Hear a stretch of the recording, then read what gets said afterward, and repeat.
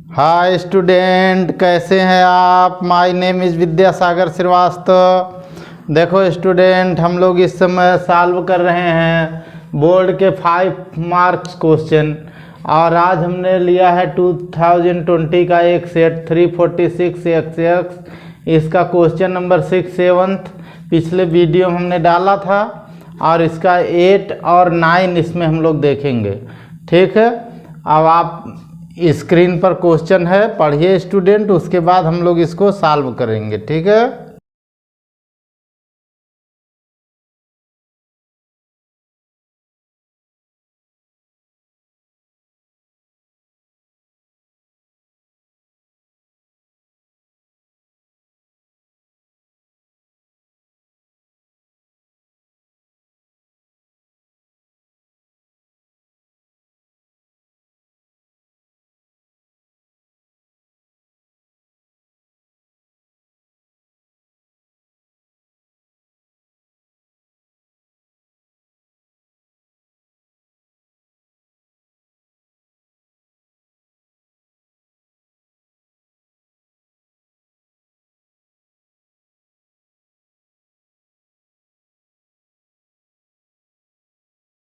आप देखो student, question कह रहा write the formula for the focal length of combination of two thin lenses placed in contact.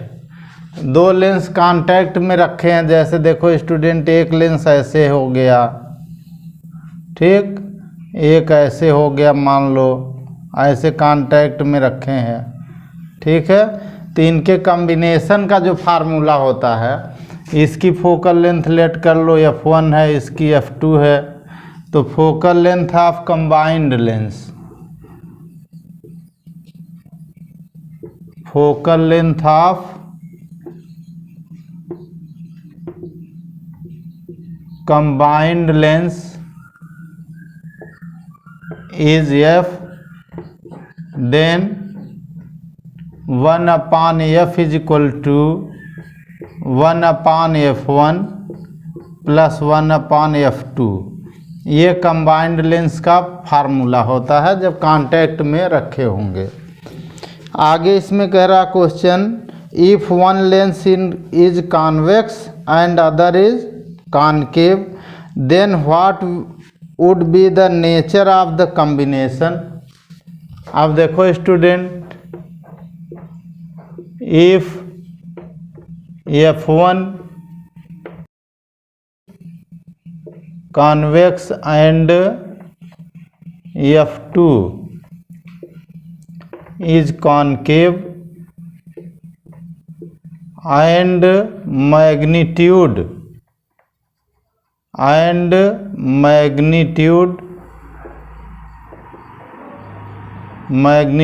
of F1 greater than F2, ठीक है, then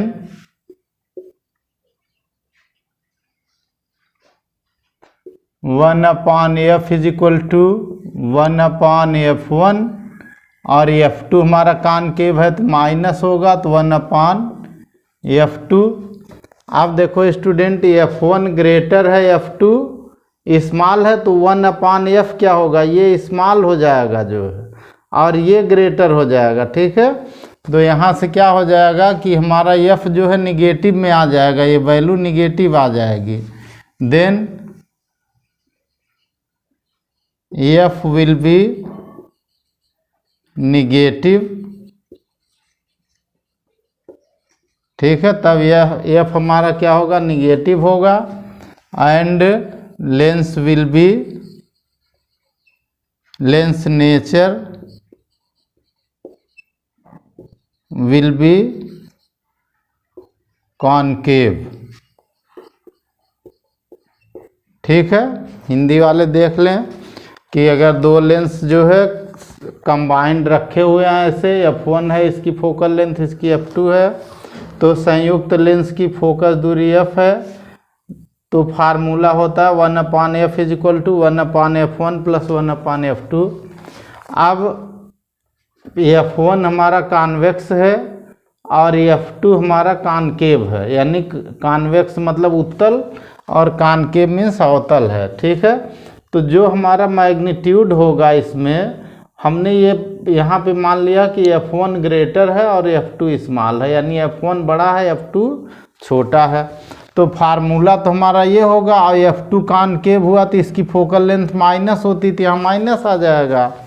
अब इसमें क्या हो जाएगा स्टूडेंट कि जो 1/F1 जब ये डिजिट छोटी है, जैसे देखो हम लोग अगर देखें 1/4 है ये, और -1/3 हो गया, मान लीजिए ये 4 है ये 3 है, ये बड़ा है ये छोटा है, तो ये जो वैल्यू होगी ये माइनस में आ जाएगी, ये माइनस का 1/12 आ जाएगी। आप इसको माइनस करेंगे तो ऐसे ही 1/12 आ जाएगा। माइनस आने का मतलब हुआ कि हमारा जो कॉम्बिनेशन होगा वो अवतल हो जाएगा। ठीक है, F निगेटिव आ रहा है, इसलिए ये लेंस का जो नेचर होगा कंबाइंड लेंस का वो कैसा होगा, अवतल होगा। ठीक है,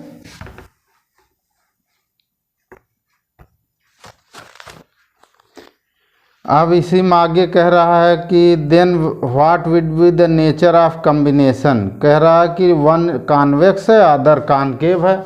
अब दूसरी कंडीशन देख लो इसी में, सेकेंड कंडीशन, इफ, ठीक है, मैग्नीट्यूड ऑफ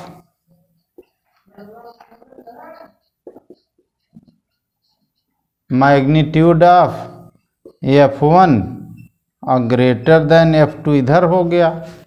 अगर ऐसा होगा देन F इसी का उल्टा आ जाएगा, जैसे इसमें आ रहा था नेचर हमारा कैसा आ रहा था, निगेटिव आ रहा था, यहाँ F क्या हो जाएगा, F विल बी पॉजिटिव हो जाएगा, विल बी पॉजिटिव। ठीक, and nature of combined lens क्या होगा, नेचर ऑफ कंबाइंड लेंस कैसा होगा,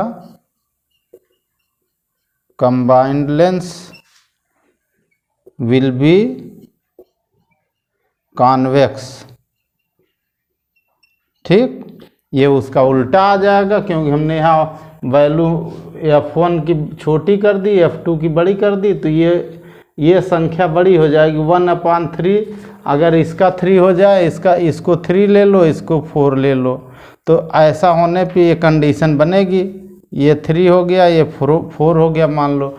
तो यहाँ से अगर इसमें हम वैल्यू रखेंगे तो 1/3 -1/4 आएगा, तब ये आ जाएगा 1/12 पॉजिटिव का आ जाएगा। खुद सॉल्व करिए, खुद बताइए, इतना बता देंगे जितना हम बता रहे हैं इतना पर इसके लिए कंप्लीट है जो है। ठीक है, तो इसमें आप दोनों चीज़ें दिखाएंगे, F1 के लिए दिखाएंगे कि F1 बड़ा है तब क्या होगा, तब इसका नेचर कैसा होगा, कंबाइंड नेचर कॉनकेव हो जाएगा, और जब दूसरा होगा तो कॉन्वेक्स हो जाएगा, यानी ये अवतल हो जाएगा, ये उत्तल हो जाएगा। ठीक है, अब देखो स्टूडेंट, इस क्वेश्चन में न्यूमेरिकल भी दिया है, find the position of the image of the source S. ये हमारा सोर्स एस है और 1 2 3 लेंस हैं, फाइनल हमें इमेज निकालनी है। पहले इधर दिया हुआ है, इनकी फोकल लेंथ ऊपर दी है, क्वेश्चन में दिया हुआ है, वो हिंदी इंग्लिश दोनों में दिया, दोनों लोग अपना पढ़ेंगे क्वेश्चन। ठीक है, और इधर दिया है, देखो यहाँ से लेकर ये 30 सेंटीमीटर हुआ। ठीक है, तो हम लोग पहले F1 के लिए लिखेंगे। ठीक है, फॉर F1 U हमारा कितना आया, U1 इसको लेंगे, ये आ जाएगा -30 सेंटीमीटर। फार्मूला, इसमें फार्मूला क्या लगेगा, 1/V1 - 1/U1 = 1/F1 आ जाएगा। ठीक है, और हमें V1 निकालना, तो U1 को इधर कर दो, तो 1/V1 = हो गया 1/F1 + 1/U1। वैल्यू दी हुई है, F1 का दिया है स्टूडेंट 10 सेंटीमीटर, तो 1/10 हो गया पॉजिटिव का, प्लस हो गया U1, यहाँ देखिए माइनस है, यहाँ से लेफ्ट साइड है इसलिए माइनस लेते हैं, तो -30 हो गया, 1/30 हो गया। ठीक, अब इसका एलसीएम निकाल लीजिए स्टूडेंट। 1/V1 कितना आ गया देखिए एलसीएम के बाद। एलसीएम आ गया हमारा 30, यहाँ आ गया 3 - 1 यानी 2/30 आ गया, पॉजिटिव का आ गया। 1/V1 है ये, इससे V1 की वैल्यू आ गई। V1 = 15 सेंटीमीटर पॉजिटिव का आ रहा है। ठीक, V1 हमारा आ गया पॉजिटिव का। आप देखो स्टूडेंट, ये लेंस तो हमारा 5 सेंटीमीटर पर है और इसकी इमेज यहाँ बन रही है हमारी, कहाँ बन रही है? 15 सेंटीमीटर। 15 सेंटीमीटर यहाँ से कहाँ पहुँची? तो यहाँ से जो रे आई, पॉइंट से रे, ये रे इसके सेंटर पर यहाँ इमेज आ गई है।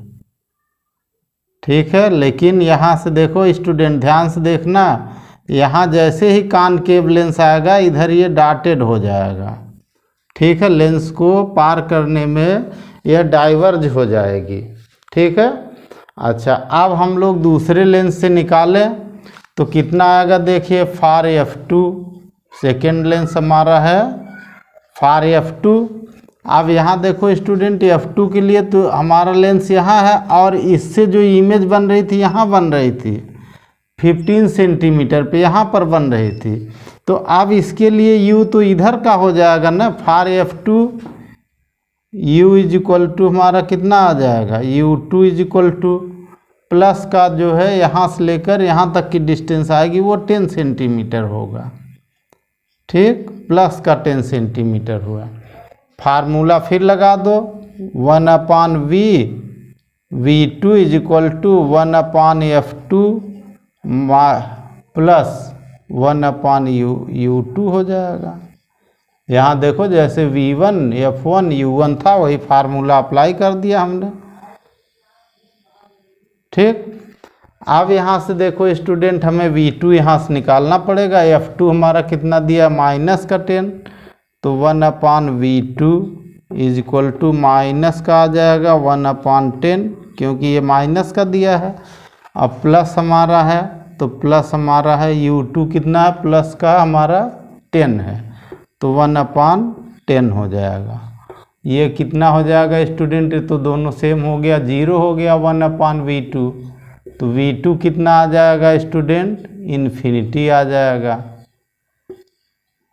ठीक है ना, इससे V2 की वैल्यू कितनी हो जाएगी? V2 = 1/0 होगा, इसको इन्फिनिटी लिखते हैं। ठीक है, यानी अब यहाँ से जो रे हमारी आई स्टूडेंट, ये एक्सिस के पैरेलल हो गई, इस पर आ रही है, इस पर पैरेलल रे आ रही है अब यहाँ।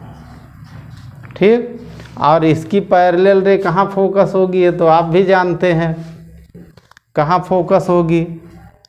ये रे ऐसे पैरेलल आई यहाँ से, अब ये पैरेलल हो गई प्रिंसिपल एक्सिस के, यहाँ से रे ऐसे चली आई। ठीक है, अब ये रे कहाँ फोकस होगी? अब पहले कैलकुलेट कर लेते हैं फिर इसमें दिखा दिया जाएगा। अब फार F3, ठीक है, फार F3 के लिए अब ये V क्या हो गया? इन्फिनिटी हो गया। पैरेलल लाइन आ रही तो इन्फिनिटी में तो कोई जोड़ घटाना होता नहीं, तो इसके लिए ये पैरेलल रे आ रही है तो इस लेंस के लिए U यही होगा। तो फार F3 U U3 = इन देते हैं माइनस का इन्फिनिटी, उससे कोई मतलब नहीं, 0 होता है, 1/∞ का 0 होता है। ठीक है, और फार्मूला हमारा वही लगेगा, V3 = 1/F3 plus 1/U3।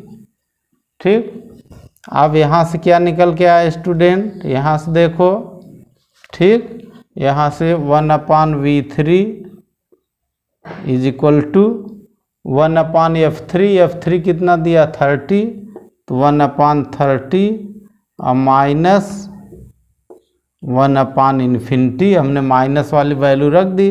Plus रखते तब भी वही आता, लेकिन माइनस होता है क्योंकि लेफ्ट से रे आ रही है, तो इसका मतलब कि इन्फिनिटी इसके माइनस में माना जाएगा। ठीक है, अब 1/∞ का 0 होता तो ये हो गया 0। 1/V3 = 1/30 आ गया, यानी V3 होगा 30 सेंटीमीटर, ठीक है ना। ये V3 हो गया, यानी फाइनल इमेज कहाँ होगी, final image will be at 30 centimetre from F3, ठीक है। जो हमारा F3 लेंस है उससे 30 सेंटीमीटर होगी, और ये ऐसे यहाँ चली आएगी, यहाँ से ये 30 होगा, ठीक है। ये यहाँ पे इमेज बनेगी और ये ऐसे इमेज आ जाएगी, ये हो जाएगा 30 सेंटीमीटर यहाँ तक, ठीक है। ये हमारा फाइनल आई हुआ, और ये जो सोर्स है वो ही ऑब्जेक्ट है, उसकी इमेज यहाँ पे बन रही है, ठीक है स्टूडेंट। आप देखो स्टूडेंट, हम लोग क्वेश्चन नंबर 8 का आर देखेंगे। इसमें कह रहा obtain the formula for the distance of nth bright fringe from the central fringe of in Young's double slit experiment. इसमें जो आपको डिराइव करना है स्टूडेंट, वो डिराइव करना है x m is equal to m d lambda by d for bright fringe. तो आप उसमें ब्राइट और डार्क में सेम ही डेरिवेशन है, आप उसमें खुद लिखिएगा। वेयर, इसमें लेना क्या है ध्यान से देखिएगा। वेयर यहाँ दिया है m is equal to n दिया है, तो जब m is equal to n लिख देंगे तो फार्मूला ऐसे आ जाएगा xn is equal to n d lambda by d. ये आपको डिराइव करना है, ठीक है। और इसका लिंक ऊपर लगा हुआ है स्टूडेंट, लिंक से आप इसको डिराइव करिए, ठीक है। आप देखो क्वेश्चन में दे रहा है student, in Young's double slit experiment the separation between the slits is 0.8 mm। Separation between slits दिया है, तो इसका हम लोग न्यूमेरिकल देखेंगे, ठीक है। और न्यूमेरिकल में दिया है the distance between the slits, तो स्लिटों के बीच की दूरी को स्मॉल डी लिखते हैं, वो 0.8 mm दिया हुआ है, ठीक है। अब कह रहा wave length of light use is 72, तो लेमडा दिया है 7200 एंगस्ट्रॉम, ठीक है। 0.8 10⁻³ मीटर, और ये आ गया 7.2 10⁻⁻7 मीटर आ गया, ठीक। And the distance between the slits and screen, capital D दिया हुआ है, कैपिटल डी हमारा दिया हुआ है 2 मीटर। कितना दिया है? 2 metre. Find the distance of the point from the central fringe where intensity of light is 50% of maximum intensity. यानी किसी पॉइंट पर जो हमारी आई दिया हुआ इंटेंसिटी, वो दिया हुआ है 50% ऑफ मैक्सिमम इंटेंसिटी को हम लोग आई नॉट लिखते हैं, ठीक। तो इसको हम लिख दें आई डैश लिख देते हैं, ठीक। I dash is equal to 50% of I naught दिया हुआ है। और यहाँ से देखो, ध्यान से देखिएगा स्टूडेंट कि आई नॉट का 50% हुआ, तो इसको हम लोग लिख सकते हैं आई नॉट बाई 2 लिख सकते हैं। अच्छा, किसी भी पॉइंट पर इंटेंसिटी का जो फार्मूला हम लोग लगाते हैं स्टूडेंट, फार्मूला फॉर इंटेंसिटी,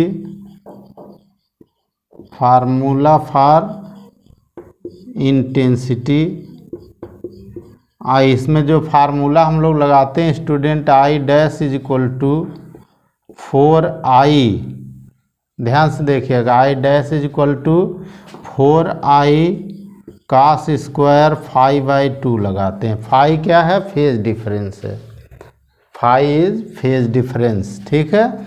आई क्या है? वेयर, जहाँ I is equal to intensity of each light.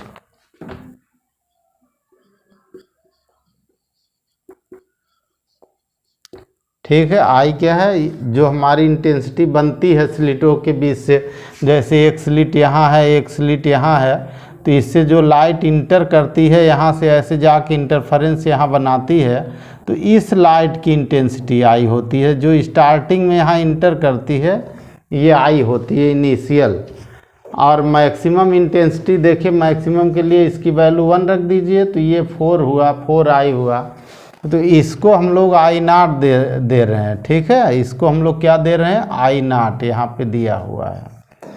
तो हम वैल्यू रखते हैं स्टूडेंट, आई डैश की वैल्यू हमारी हो गई I naught by 2 is equal to 4i, हमारा आई नाट हो गया, और इधर हो गया कास स्क्वायर 5/2 हो गया।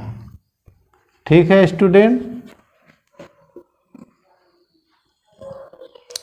अब इसमें देखो स्टूडेंट, दोनों ओर से आई तो आई हमारा हट गया ना, तो ये आ गया cos square 5/2 is equal to कितना आ गया स्टूडेंट, यहाँ से दोनों आई हटा दिया आपने, तो ये 1/2 हो गया। Cos square 5/2 is equal to 1/2 आ गया।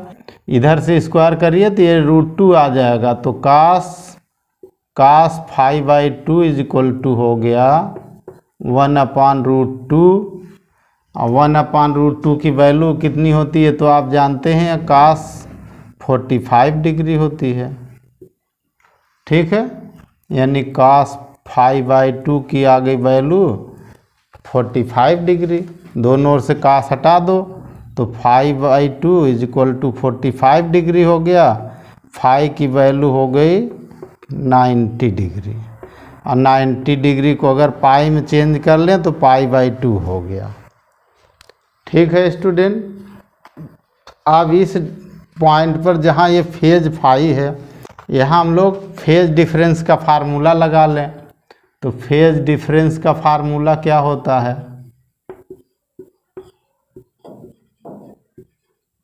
ठीक, अब ध्यान से देखिएगा, फेज डिफरेंस का जो फार्मूला हमारा होता है वो फाई, ठीक है, इज इक्वल टू 2π/λ इंटू, ध्यान से देखिएगा यहाँ से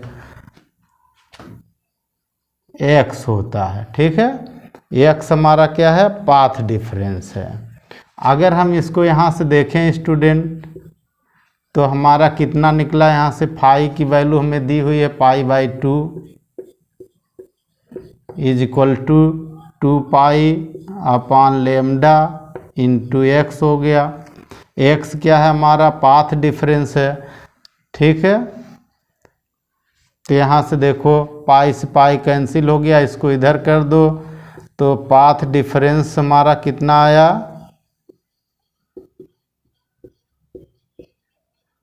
ठीक है, path difference x is equal to λ/4 आ गया।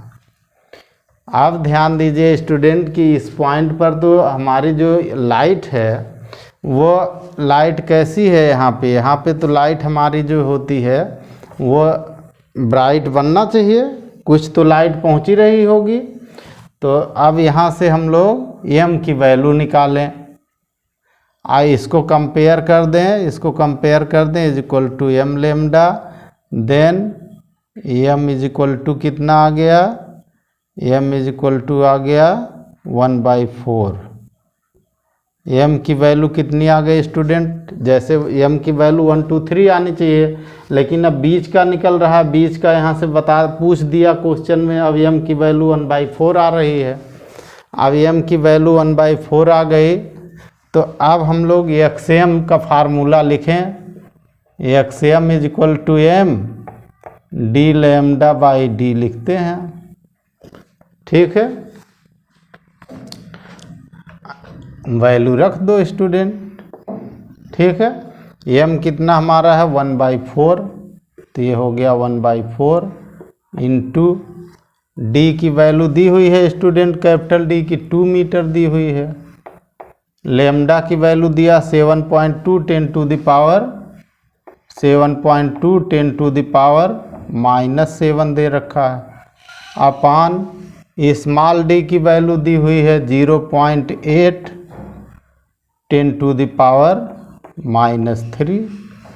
ठीक है स्टूडेंट। अब देखो स्टूडेंट, पॉइंट यहाँ से हटा दो, ये पॉइंट हटा दोगे 72 हो जाएगा, और इस 2 से इस 4 को काट दो, तो ये 2 से इस 4 को काट दो तो 1/2 हो जाएगा, इनटू, ठीक, ये हो गया 72, और नीचे पॉइंट दोनों हमने रिड्यूस कर दिया, 8 आ गया, ठीक है, इनटू आ गया हमारा 10⁻⁻4।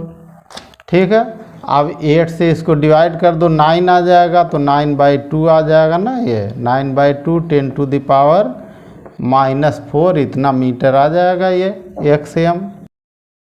XM इज इक्वल टू आ जाएगा 4.5 10⁻⁻4 मीटर, ये पोजीशन हमारी होगी। ओके स्टूडेंट, ये जो हमारा आंसर आ जाएगा।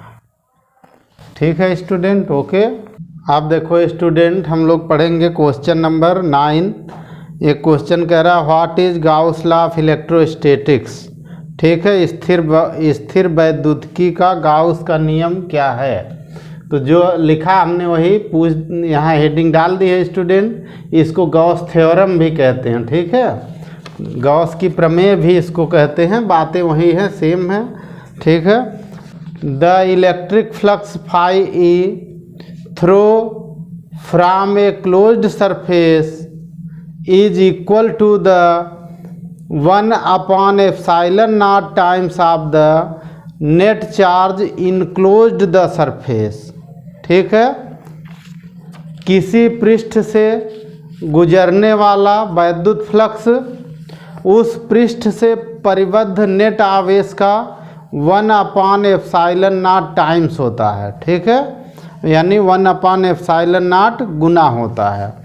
तो परिबद्ध आवेश का, तो परिबद्ध टोटल आवेश उसमें लेते हैं। ठीक है, और फार्मूला लिखते हैं phi E is equal to closed integration vector E dot d ए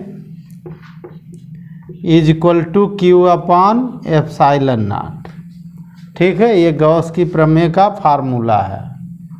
ठीक है स्टूडेंट, गॉस थ्योरम का फार्मूला। अब इसमें आगे कह रहा है student, obtain the formula for the intensity of electric field due to a point charge. एक पॉइंट चार्ज, यहाँ देखिए हमने पॉइंट ओ पर एक चार्ज रख दिया है स्टूडेंट, और इससे हमें इलेक्ट्रिक फील्ड इस पॉइंट P पर पता करना है। यहाँ पे P पॉइंट है ये। ठीक है, और यूज करना है गॉस थ्योरम। तो यहाँ से यहाँ तक की इसकी डिस्टेंस हम लोग R ले लेते हैं। ठीक है स्टूडेंट, अब देखो स्टूडेंट, सबसे पहले हम लोग क्या करते हैं कि लेट कर लेते हैं, 1-2 लाइन लिख देते हैं। Let intensity of electric field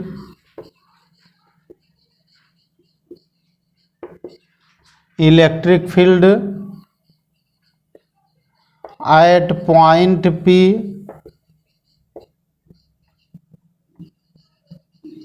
due to point charge plus Q is capital E। ठीक है, ध्यान से देखिएगा, हिंदी वाले सुन के नोट करेंगे कि माना, ठीक है, माना प्लस Q आवेश के कारण बिंदु P पर वैद्युत क्षेत्र की तीव्रता E है। यहाँ वेक्टर E लिखा है डायग्राम में जो है।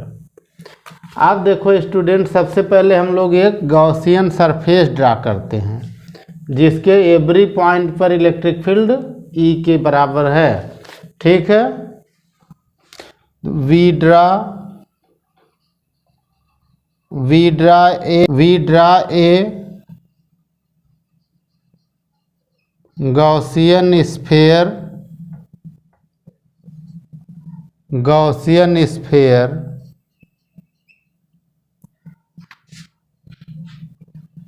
passing through from point P, passing through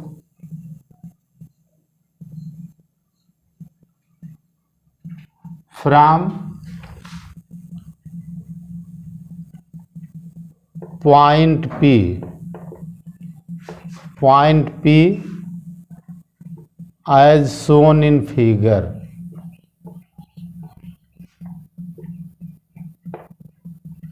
ठीक है, जैसा फिगर में बना है हमने पॉइंट P पर ले लिया उसको। ठीक है स्टूडेंट, आप देखो student, electric flux passing through from element DA। हम यहाँ एक एलिमेंट DA ले लेते हैं, ये हमारा एलिमेंट DA है, ये गॉसियन सरफेस पर है। ठीक है, तो electric flux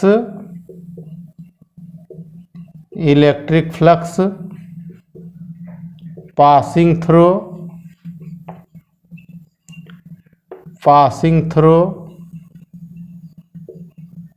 from element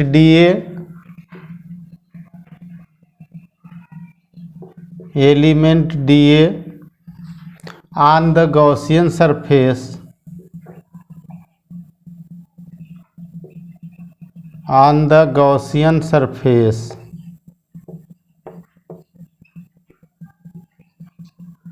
d phi E is equal to vector E dot vector A।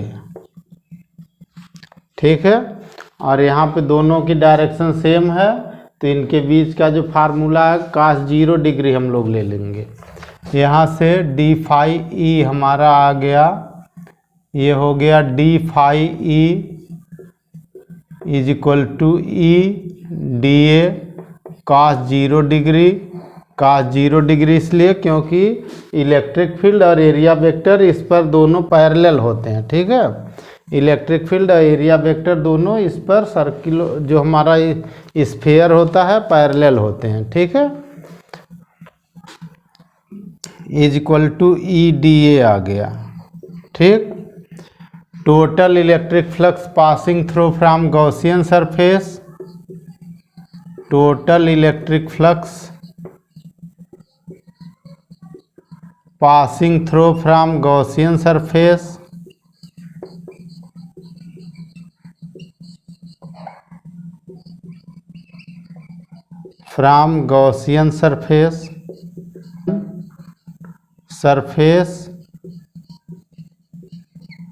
Total flux क्या होगा, तो इसको इंटीग्रेट कर देंगे तो phi E is equal to आ जाएगा। ठीक है, closed integration E D A आ जाएगा। ई पूरे सरफेस पर कांस्टेंट है, ई को बाहर कर लेंगे और ये आ जाएगा क्लोज्ड इंटीग्रेशन डी ए। ठीक है, और जो क्लोज्ड इंटीग्रेशन डी ए आया तो डी ए का मतलब स्फीयर का एक पार्ट हुआ, तो ये स्फीयर का एरिया आ जाएगा, यानी phi E is equal to आ जाएगा E into 4 pi R square. ये इक्वेशन नंबर 1 हो जाएगा। ठीक है student, according to Gauss theorem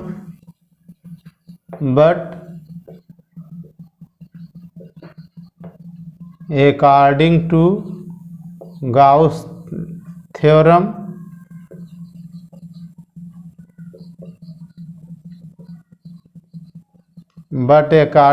Gauss theorem Gauss theorem के लिए टोटल फ्लक्स फाई ई जो होता है वो क्या होता है, वहाँ लिखा है देखो Q अपान एप्सिलॉन नॉट। ये इक्वेशन 2 होता है। फ्रॉम इक्वेशन 1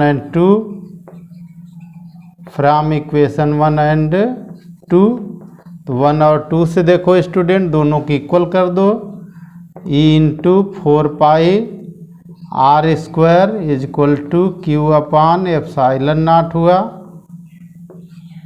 या ई की वैल्यू आ गई 1 upon 4 pi epsilon naught Q upon R square. ठीक है स्टूडेंट, ये फार्मूला हो गया। ओके, अब देखो स्टूडेंट, इस 9वें में एक छोटा सा न्यूमेरिकल भी है गॉस थ्योरम पर बेस्ड। ठीक है, और ये कह रहा है S1 S2 R2 concentric hollow sphere S1 और S2 दो हैं हालो स्फीयर हैं जिनका सेंटर एक ही है, ठीक है, संकेंद्रीय खोखले गोले हैं, और इनमें जो आवेश है यहाँ पर Q है और यहाँ पे 3Q है, ठीक है। क्वेश्चन लिखा ये आप लोग पढ़ ही रहे हैं जो है। कह रहा find the ratio of electric flux linked with S1 and S2।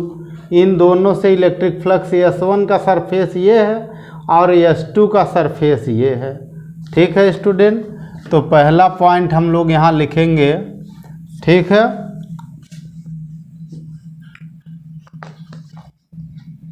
Electric flux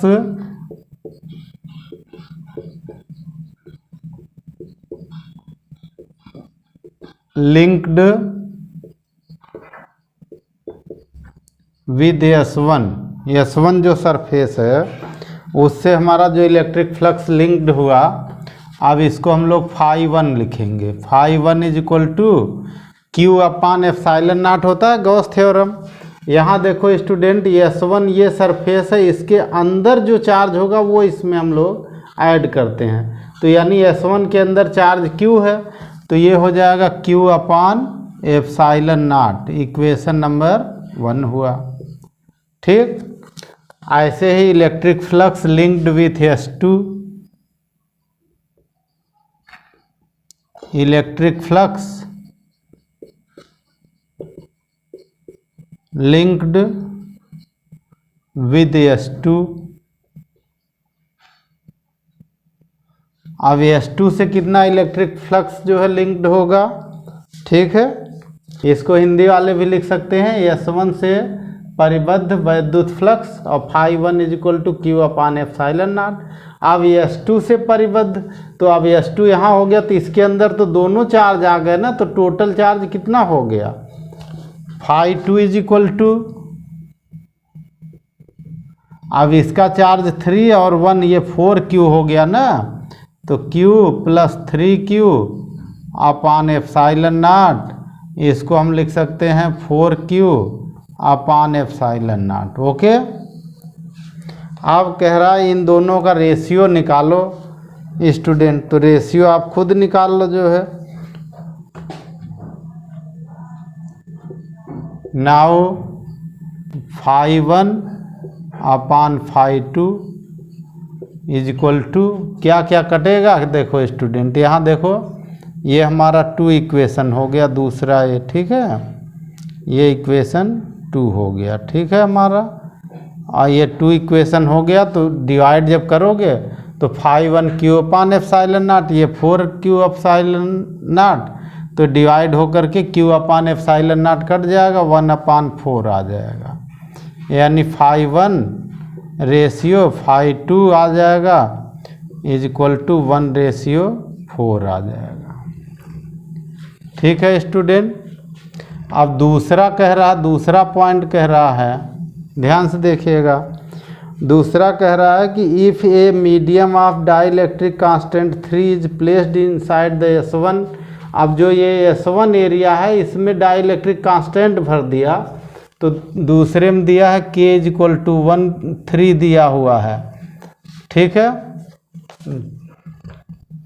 then φ1 dash आएगा, 1 में ही निकालना है, इसी में भर रहा है इसके अंदर, S1 के अंदर, तो φ1 हमारा कितना हो गया, ध्यान से देखिएगा, और ये हो जाएगा Q upon epsilon not K हो जाएगा, K आ गया ना ऊपर डाइलेक्ट्रिक, एप्सिलॉन नॉट K, ये हो गया हमारा Q अपान एप्सिलॉन नॉट, कितना है हमारा φ1 है, तो ये हो गया φ1/K आ गया, φ1, ठीक, यानी यहाँ से आ गया हमारा φ1 डैश इज इक्वल टू φ1/3 आ गया, K की वैल्यू ऊपर 3 दी हुई है, ठीक है स्टूडेंट, ये आंसर हो जाएगा, ओके। अब देखो स्टूडेंट, हम लोग देखेंगे क्वेश्चन नंबर 9 का R, और इसमें कह रहा है what is meant by equipotential surface, यानी समविभव पृष्ठ क्या है, ठीक है स्टूडेंट। तो यहाँ देखो एक हमने इक्विपोटेंशियल सरफेस बनाया है, ठीक है, इस पर हमने पॉइंट लिए हैं 2, तो इसके एवरी पॉइंट पर पोटेंशियल सेम है। ठीक है, ऐसे सरफेस को हम लोग क्या कहते हैं, इक्वी पोटेंशियल सरफेस। तो पहला इसमें डेफिनेशन आप लिखेंगे, if potential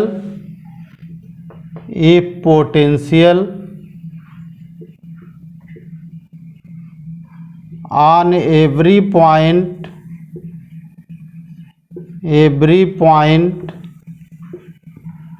of a surface is equal are equal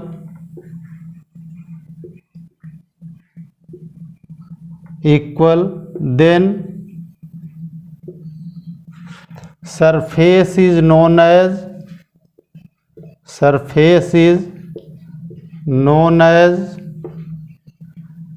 equipotential surface।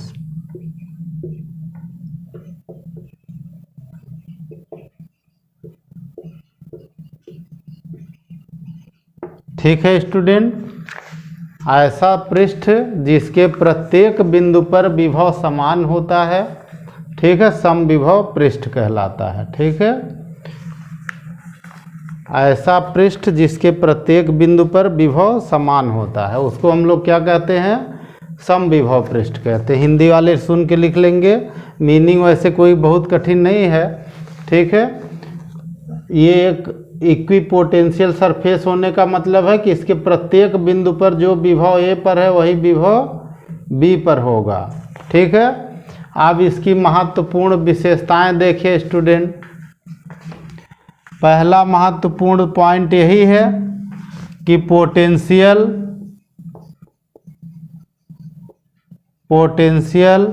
At every point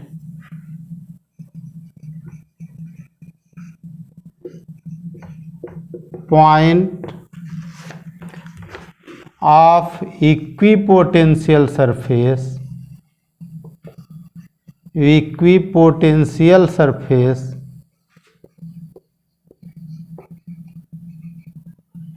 are equal। ठीक है, यानी सरफेस के समविभव पृष्ठ के प्रत्येक बिंदु पर विभव समान होता है। इसलिए potential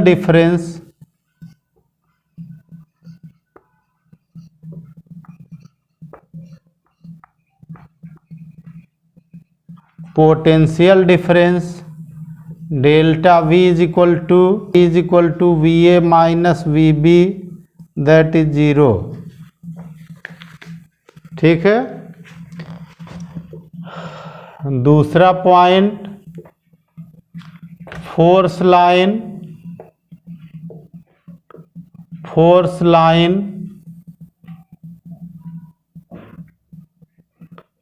lines are perpendicular to the surface. ठीक है, जो हमारी फोर्स लाइन होती है वो सरफेस हमारा ऐसे बनेगा, जो ऐसे टेंजेंशियल हमारा सरफेस बनेगा। ठीक है, और फोर्स लाइन ऐसे निकल रही है तो force lines are perpendicular to the surface. ठीक है, यानी बल रेखाएं पृष्ठ के लंबवत हैं। ठीक है, number 3 point, if A charge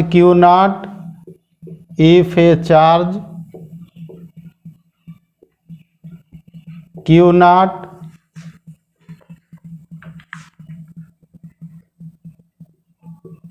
moves on the equipotential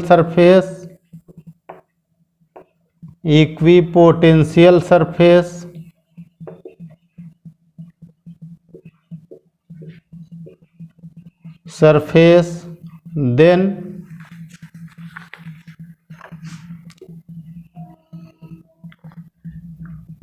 from A to B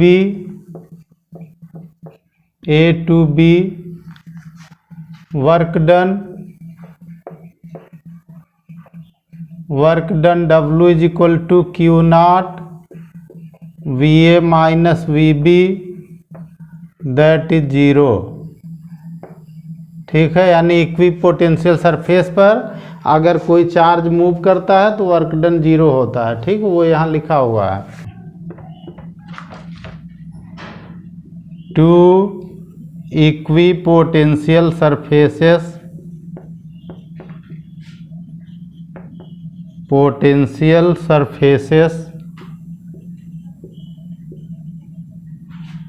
can not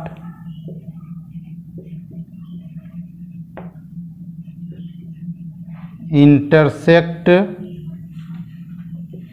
to each other।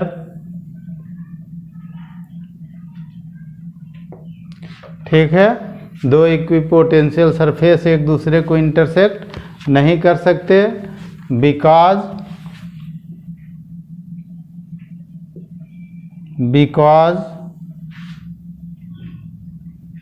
To directions of electric field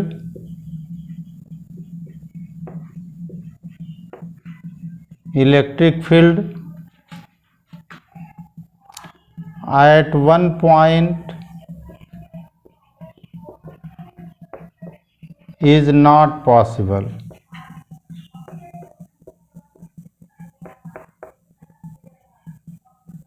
ठीक है, अब देखो student, on the surface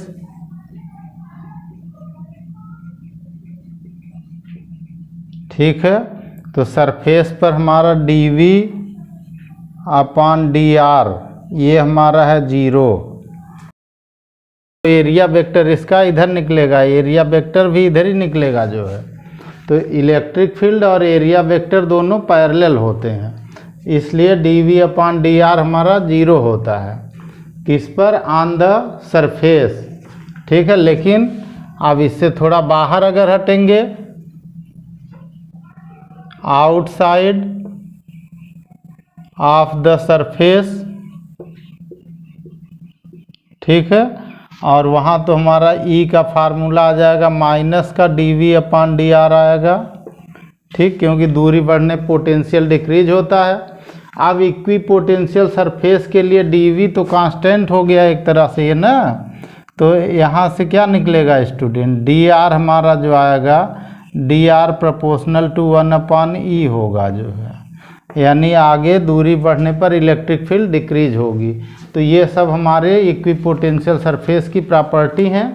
Hindi वाले यहाँ से देख सकते हैं कि समविभव पृष्ठ के प्रत्येक बिंदु पर विभव समान होता है, इसलिए किन्हीं दो बिंदुओं A और B के बीच विभवांतर delta V equal to VA minus VB 0 होता है। दूसरी चीज़, जो बल रेखाएं होती हैं वो पृष्ठ के लंबवत होती हैं। तीसरा पॉइंट कि अगर कोई चार्ज Q इस पर मूव करता है, पोटेंशियल सरफेस पर गति करता है दो बिंदुओं के बीच, तो उसमें किया गया कार्य W equal to Q naught VA minus VB 0 होता है। तीसरा पॉइंट, दो इक्विपोटेंशियल सरफेस यानी दो समविभव पृष्ठ एक दूसरे को कभी काट नहीं सकते, क्योंकि इलेक्ट्रिक फील्ड की एक ही बिंदु पर दो दिशाएं संभव नहीं है। ठीक है, और सरफेस पर जो होता है dV अपॉन dr हमारा 0 होता है इस सरफेस पर, इक्विपोटेंशियल सरफेस पर, और उस पर इलेक्ट्रिक फील्ड वेक्टर और एरिया वेक्टर दोनों पैरेलल होते हैं। ठीक है, क्योंकि यहाँ फोर्स लाइन परपेंडिकुलर है। आप देखो आउटसाइड अगर सरफेस से थोड़ा बाहर देखेंगे तो वहाँ E का formula is equal to minus dV upon dr होता है। आप दो पॉइंट मान लो यहाँ और यहाँ ले लिया, इनके बीच पोटेंशियल तो कांस्टेंट होगा, पोटेंशियल डिफरेंस, तो इसको हम अगर कांस्टेंट के अंदर कर दें तो dr प्रोपोर्शनल टू 1/E आ जाएगा। dr उधर कर दिया, ये इधर कर दिया। ठीक है, इसका मतलब कि पृष्ठ से दूर जाने पर, दूरी बढ़ने पर इलेक्ट्रिक फील्ड घटेगी या इलेक्ट्रिक फील्ड घटने पर दूरी बढ़ेगी, दोनों बातें होंगी। ठीक है, आप देखो स्टूडेंट, हम लोग देखेंगे क्वेश्चन नंबर 9 का एक पार्ट और इसमें है जो एक छोटा डेरिवेशन टाइप का है। इसमें दिया charge Q is distributed over concentric hollow sphere of radii R1 and R2 such that R1 is greater than R2 और इनकी surface charge density are equal, find the potential at their common centre. यहाँ पर centre पर हमें potential निकालना है, तो आप बहुत आराम से निकाल सकते हैं स्टूडेंट। पहले हमारा जो लेट करेंगे, ठीक है, लेट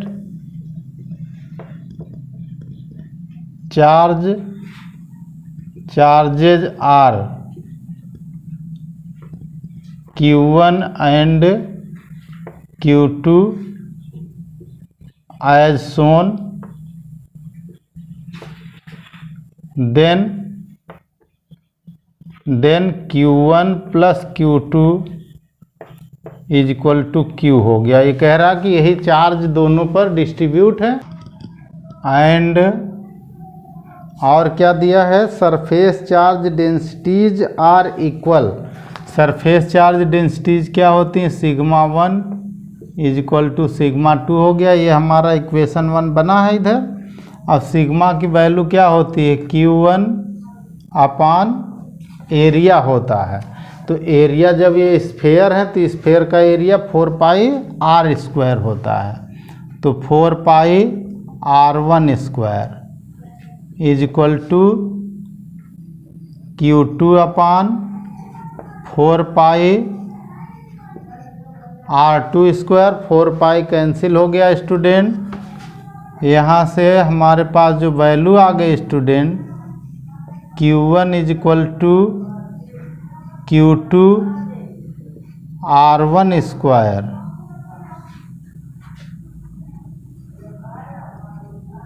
अपान R2 स्क्वायर। ये इक्वेशन 2 हो गया। ठीक है स्टूडेंट।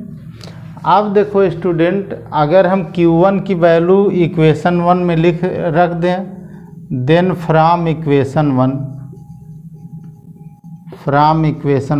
1 में इक्वेशन में लगाइए।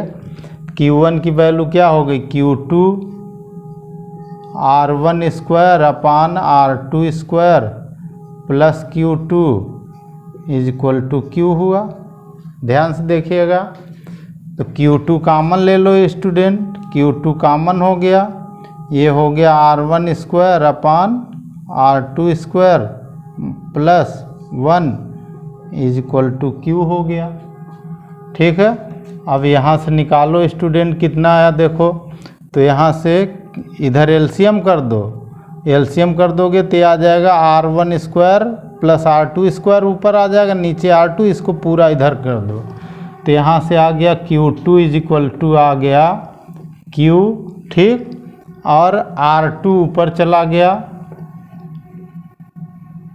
R2 square upon R1 square plus R2 square, ये Q। ठीक। अब देखो student, putting the value of Q2 in equation 2। तो फ्रॉम इक्वेशन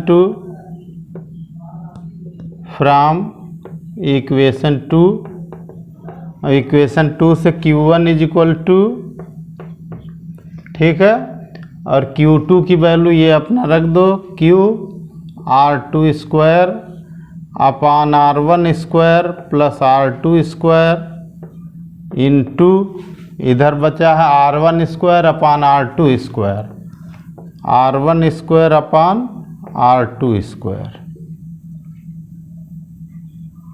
ठीक है स्टूडेंट। अब यहाँ देखो R2 स्क्वायर से R2 स्क्वायर ये पूरा कैंसिल हो गया। ठीक, यानी Q1 की वैल्यू आ गई Q R1 स्क्वायर अपान R1 square plus R2 square. ठीक है, ये आ गया Q1 हमारा। ठीक है। अब देखो स्टूडेंट, जो यहाँ सेंटर है, सेंटर पर इस चार्ज के कारण भी पोटेंशियल आएगा और इस चार्ज के कारण भी पोटेंशियल आएगा। तो electric potential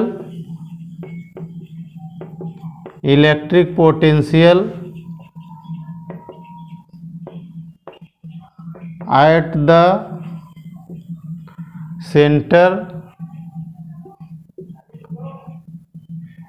centre of spheres,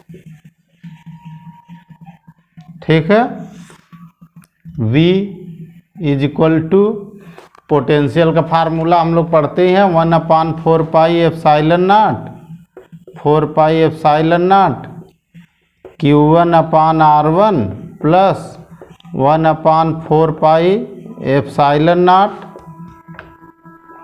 Q2/R2। ठीक है, दोनों पोटेंशियल यहाँ ऐड होंगे। इसमें से 1/4 पाई एप्सिलॉन नॉट कॉमन ले लीजिए और Q1 Q2 के ऊपर से वैल्यू रख दीजिए। ये आ गया 1/4 पाई एप्सिलॉन नॉट कॉमन हो गया, ब्रैकेट में आ गया Q1 की जगह हमने क्या रख दिया स्टूडेंट, QR1 स्क्वायर हो गया, QR1 स्क्वायर अपान ये एक R1 आ जाएगा और R1 square plus R2 square आ जाएगा। ठीक, plus 1/4 pi epsilon not common कर चुके हैं। Q2 की वैल्यू यहाँ दी हुई है, QR2 स्क्वायर अपान R2 हो गया एक, और इधर आ गया R1 square plus R2 square. ये ब्रैकेट क्लोज्ड हो गया। Okay student, is equal to देखिए स्टूडेंट यहाँ पे आ गया 1/4 पाई एप्सिलॉन नॉट, ये तो कॉमन हो गया 4 पाई एप्सिलॉन नॉट। यहाँ देखो स्टूडेंट इधर से एक कैंसिल हो गया, एक R कैंसिल हो गया, तो ऊपर हो गया QR1 अपान R1 square plus R2 square, plus इधर का एक R2 कैंसिल हो गया तो QR2 अपान, ठीक है, और आ गया यहाँ पे R1 square plus R2 square. ठीक है स्टूडेंट, अब यानी देखो ये V हमारा आया यहाँ। ठीक है, अब इनमें देखो Q दोनों में कॉमन है और ये भी दोनों में कॉमन है, R1 square plus R2 square नीचे वाला, तो इससे V का हमारा जो फार्मूला आ गया V is equal to Q ऊपर हमने कॉमन ले लिया तो Q/4 पाई एप्सिलॉन नॉट आ गया। ठीक, ऊपर हो गया, जब ये भी कॉमन कर दिया हमने तो R1 प्लस R2 ऊपर हो गया, R1 प्लस R2 और नीचे आ गया R1 स्क्वायर और प्लस R2 स्क्वायर। ये ब्रैकेट हो गया, ये ब्रैकेट हो गया और ये टोटल ब्रैकेट हो गया। ठीक है स्टूडेंट, ये हमारा आंसर हो गया। ठीक है स्टूडेंट।